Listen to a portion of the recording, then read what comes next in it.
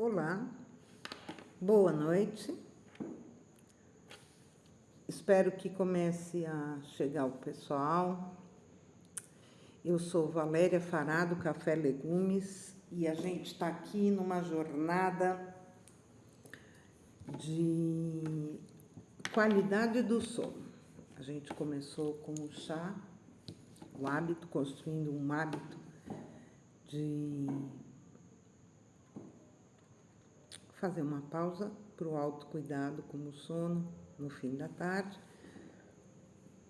Eu já tomei meu chá, porque essa nossa programação é às 18 horas, então eu não trouxe o chá para tomar junto, porque eu quero dedicar mais tempo para contar para vocês a respeito da flora intestinal.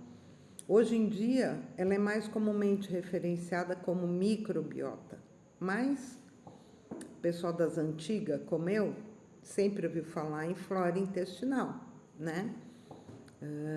Eu sou de uma época que a gente constava clínico geral. Nem sei se as pessoas sabem o que é isso. Vou fazer um vídeo explicando o que é clínico geral. Boa ideia. Mas é isso, existia médico que você tinha... Já está voltando, eu já tenho encontrado vários, mas eu estou brincando, porque a gente passou por uma época de tanta especialização que se a unha encravada era na mão esquerda, era um assunto, na mão direita era outro, estava extrapolando. Enfim, microbiota é o nome que se usa hoje para aquilo que a gente chamava de flora intestinal. E toda mãe, todo mundo, toda pessoa, todo adulto sabia que tal coisa prejudica a flora intestinal, tomar muito antibiótico prejudica a flora intestinal.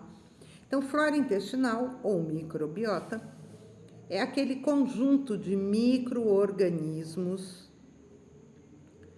que a gente conversou ontem. Quem não viu o vídeo, vê. 10% de nós é humano, o resto é micro-organismo. Então, esse é um livro, inclusive, que eu recomendo a todos. Para o pessoal que se inscreve na minha lista VIP, eu vou enviar uma resenha, alguns links para vocês acompanharem, quem não quiser ler. Mas o legal é ler, porque vale a pena, né? Um conhecimento. Isso sim é autoconhecimento, né? Não tem autoconhecimento mais palpável do que saber como é feito o teu corpo. O resto é muito questionável, porque é tudo muito conceitual. Agora, o teu corpo é matéria, né? Não tem como discutir. Tem também, mas é palpável. Enfim, então, 10% de nós é humano, 90% micro-organismos. A gente tem uma flora intestinal com trilhões de bactérias, trilhões, 100 trilhões, muita coisa. E essas bactérias são parceiras, né? A gente tem bactérias parceiras. Por quê? Porque toda a digestão, a gente tem a parte da saliva, né? Que começa a digestão na boca, a gente sabe que tem o estômago, o suco gástrico, né? A parte que o ácido que ajuda a quebrar a comida que a gente come e tal, mas o intestino conta com essa legião de micro-organismos que são parceiros, eles não causam doença. Eles vivem daquilo que a gente também come, e é a presença deles que muitas vezes garante para a gente obter determinado nutriente. Por exemplo, tem coisas que a gente come e fala, isso é bom porque é rico em vitamina tal, ajuda a vitamina não sei o quê, aumenta o índice da vitamina X ou mineral Y. Muitas vezes a gente ouve essas coisas, mas pula uma etapa. Qual? A ação desses micro-organismos. Então, na verdade, esses micro-organismos parceiros ajudam a digestão e a nutrição saudável. Ou produzir uma enzima que a gente precisa ter e não consegue produzir. Quando eles estão comendo, eles produzem tal enzima ou eles transformam um determinado componente da natureza naquela enzima. Então, são eles que vão ajudar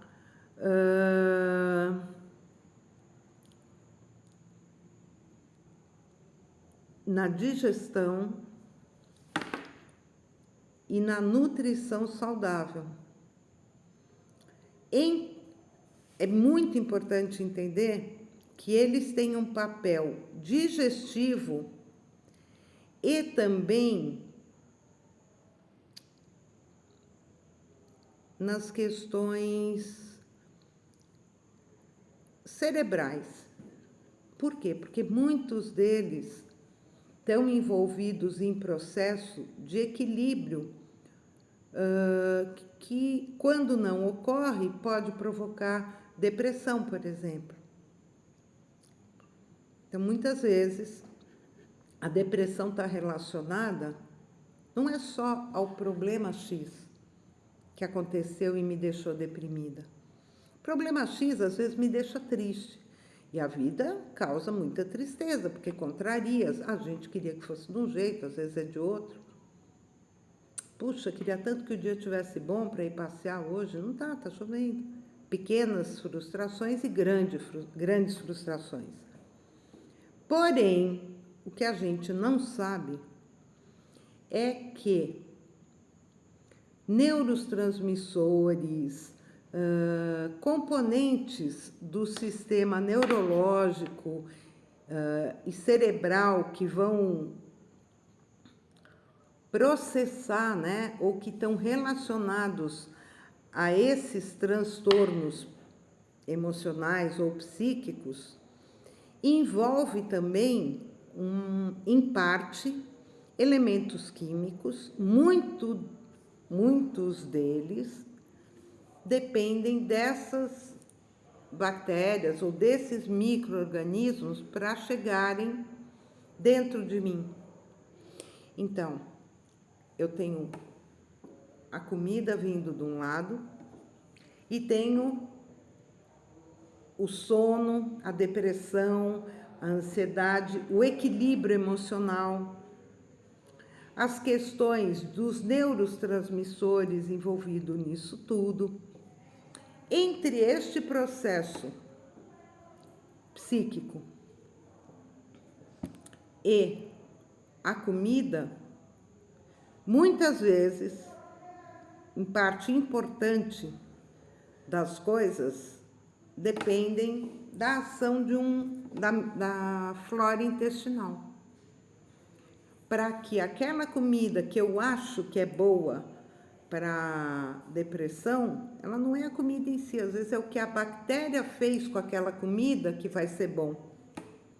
A transformação que a bactéria provocou ao comer ao entrar em contato com aquela comida, aquilo é que vai ser bom para o meu cérebro processar e promover equilíbrio ou desequilíbrio emocional, psíquico. Pensar que a gente está na mão das bactérias, uau! Essa foi para deprimir, né? Mas é. Então, vamos lá. 90% de mim não sou eu. São micro-organismos. Estes micro-organismos habitam meu intestino, chamada flora intestinal. Se os micro-organismos que eu estou ingerindo e cultivando dentro de mim são os micro-organismos parceiros, então tudo que eu como vai ser bem aproveitado e bem encaminhado. Isto vai me ajudar fisicamente ou psiquicamente. Isto vai me ajudar também no sono. Porém, dependendo do que eu como, eu posso prejudicar esses meus parceiros. E aí, eles vão ser derrotados pelas bactérias que me causam doença, pelos micro-organismos que me prejudicam. Então, eu tenho 2 tipos de agentes dentro do meu corpo. Micro-organismos parceiros e outros agentes de doença. Quando há um equilíbrio, eles vão se mantendo, eu não fico doente, né? Porque esses que não são parceiros não vão ter espaço. Porém, se eu como alguma coisa que faz mal para os meus parceiros, que favorecem minha saúde física e mental, estes prejudiciais vão prevalecer. E aí, através do que eu estou comendo errado, eu posso estar favorecendo micro-organismos que vão atrapalhar a minha saúde física e mental. Só de eu enfraquecer esse, mesmo que não houvesse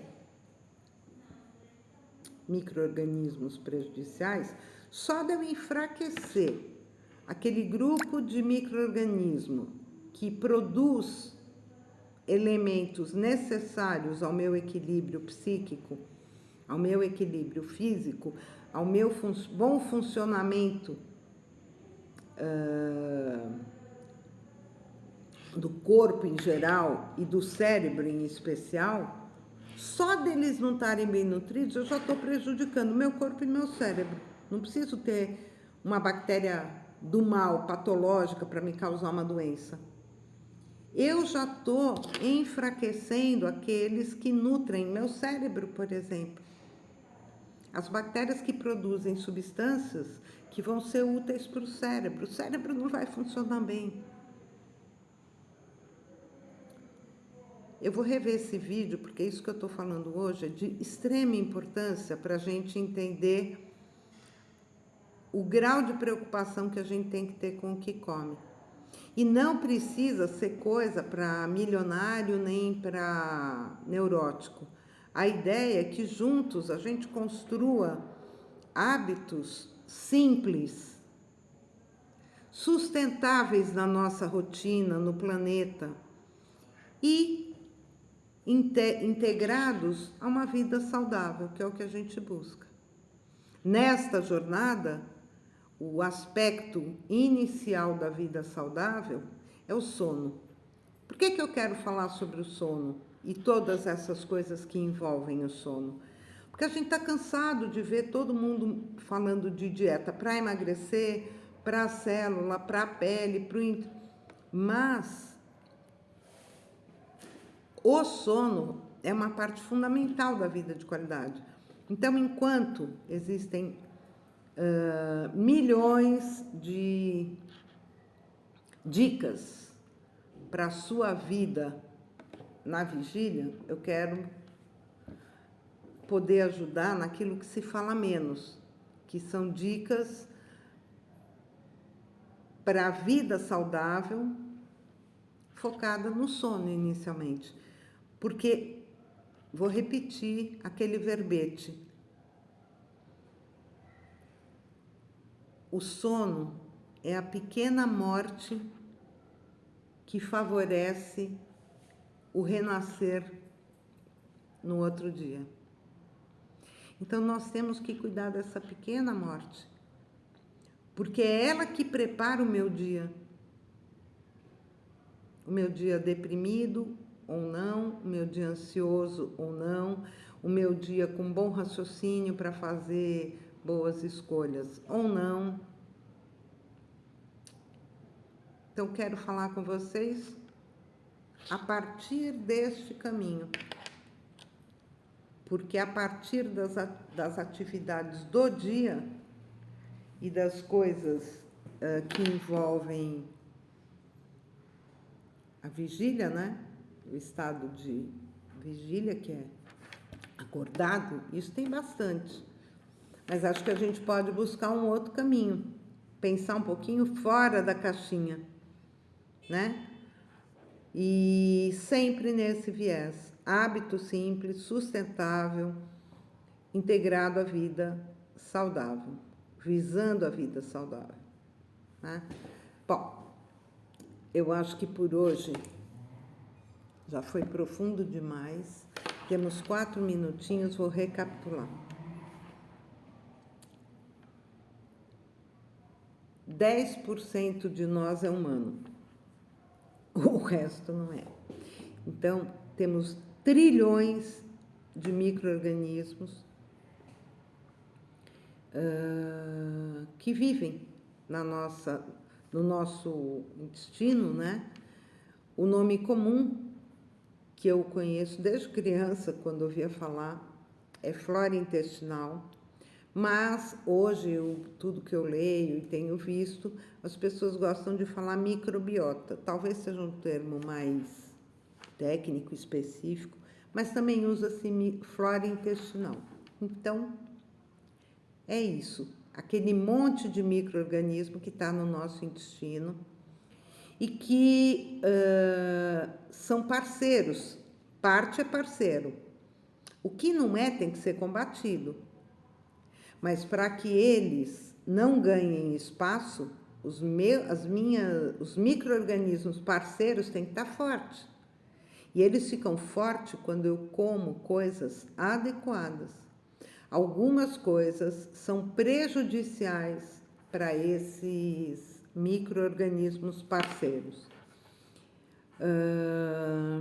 Quando eles estão enfraquecidos ou combatidos, ou por má alimentação que eu forneço, prejudicando, né, o desenvolvimento, a atividade desses parceiros, eu começo a ter problemas na saúde física e mental, porque parte dos nutrientes que tem que chegar no corpo em geral e no cérebro, nas funções normais do corpo e nas funções intelectuais ou psíquicas, são transformados por esses micro-organismos. Então, é fundamental mantê-los em alta. Parte da nossa alimentação no mundo moderno prejudica essa galera. Então, vou amanhã retomar para ver o que prejudica, o que não prejudica. Por hoje, eu quero encerrar com uma provocação que é sobre autismo. Foi isso que me levou até a ler mais sobre nutrição e cheguei no sono também. O caminho que eu fiz foi outro quando eu descobri tudo isso. Eu primeiro me deparei nas leituras e nas pesquisas que eu faço por interesse pessoal, né? Eu me deparei com uma informação muito médica, né? Muito interessante, que há alguns anos, desde 2011, se não me engano, já se tinha indícios e pesquisas de que o autismo está relacionado a uma doença autoimune do intestino. E parece que recentemente, 1 ano talvez, ou 2 anos, isso foi confirmado. As pesquisas comprovaram a relação entre o autismo e doença autoimune no intestino. Gente, mas qual a conexão? Aí eu fui entender e fui ler. Então, minha provocação é essa. Como pode um intestino doente causar uma doença, ou está na causa, né? Se uma das causas está relacionado ao desenvolvimento de uma doença como autismo, Que relação é essa que existe entre intestino e cérebro? Aí eu comecei a ficar interessada e curiosa. E agora jogo a bola para vocês, porque vocês podem, de hoje até amanhã, ler, pesquisar e consultar e ver tentar entender qual é essa relação. Porque realmente é surpreendente a gente descobrir isso, né? Que o autismo está relacionado. Então, é como se fosse uma psoríase. Que tipo de doença autoimune é essa no intestino? É na célula, é no interior, é na química, é no revestimento? Hashtag fica a dica. Espero que vocês fiquem curiosos e corram atrás para saber do que se trata, porque por hoje a gente já encerrou, já provocou, já raciocinou e espero que isso ajude a gente a avançar um pouquinho para conversar amanhã, tá bom?